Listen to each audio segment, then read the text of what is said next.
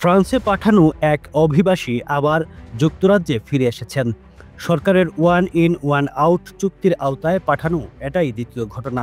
Home office জানায়, ফিরে আসার পরপরই ওই ব্যক্তিকে বায়োমেট্রিক শনাক্তকরণের মাধ্যমে আটক করা হয়েছে এবং যত দ্রুত সম্ভব আবার ফ্রান্সে পাঠানো হবে।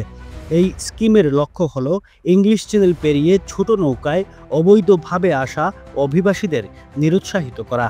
এর আগেও এক ইরানি নাগরিক ফ্রান্স থেকে ফিরে এসেছিলেন, পরে তাকেও ফেরত পাঠানো হয়।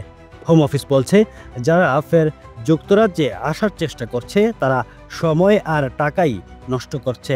এ পর্যন্ত ৯৪ অভিবাসীকে ফেরত পাঠানো হয়েছে ফ্রান্সে, আর ৫৭ জনকে যুক্তরাজ্য নিয়েছে এই চুক্তির আওতায়। সরকার এখন ডেনমার্কের আদলে অভিবাসন নীতি পরিবর্তনের চেষ্টা করছে, যাতে অবৈধভাবে প্রবেশ রোধে আরও কঠোর ব্যবস্থা নেওয়া যায়। Running a restaurant? Your food deserves the spotlight. Currywalla Media. Let's make your food famous.